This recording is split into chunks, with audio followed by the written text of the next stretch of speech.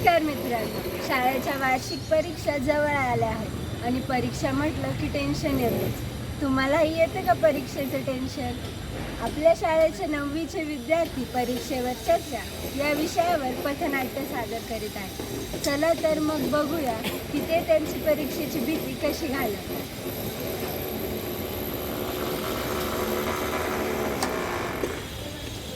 अरे आदर्श, तुझा अभ्यास झाला?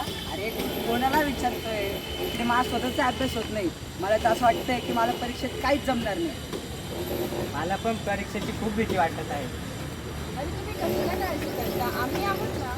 अरे परीक्षेची भीती घेतल्याने आपल्यावर टेन्शन कमी परीक्षेचे टेन्शन घेतल्याने आपले मार्क्सही कमी होतात, म्हणून टेन्शन घेऊ नका. अरे आई बाबा सतत सांगत राहतात, आदर्श अभ्यास कर, आदर्श अभ्यास कर. पण मी त्यांना काय सांगू की मला किती टेन्शन आहे.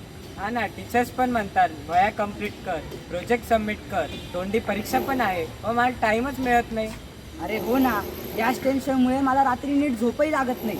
म्हणून मला काय वाटतं, आपण सोबत येऊन ग्रुप स्टडी करायला पाहिजे. म्हणजे आपण आपले प्रॉब्लेम शेअर करू शकतो. हो, खूप चांगली आयडिया आहे. आपण नक्की एकत्र येऊन अभ्यास करायला हवा. हो, शिक्षक पण आपल्या प्रश्नांचे उत्तर देतील आणि आपले सगळे डाऊट्स क्लिअर करतील. काय वाटतं की आपण एकत्र येऊन स्टडी करायला पाहिजे, म्हणजे आपण आपले प्रॉब्लेम एकमेकांना शेअर करू शकतो.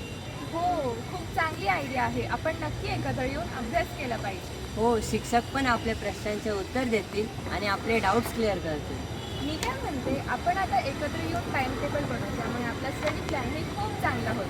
हो, चांगली आयडिया आहे.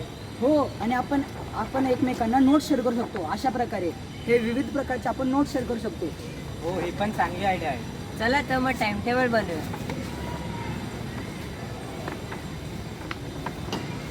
अरे वा, किती चांगला टाइम टेबल झाला आहे आपला.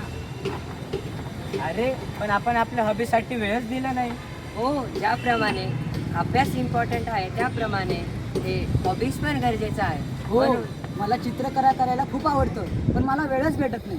आणि मला म्युझिक ऐकायला फार आवडतं. चला तर मग आपण अभ्यासाचं टेन्शन न घेता एकत्र मिळून अभ्यास करूया. परीक्षेची भीती चर्चा करून कमी होते. परीक्षेची भीती चर्चा करून कमी होते. मित्रांनो, इयत्ता 9वीच्या मुलांनी हे पथनाट्य सादर केलं. परीक्षेच्या भीतीला कसं सामोरं जायचं हे या पथनाट्यातून आपल्याला समजलं. धन्यवाद.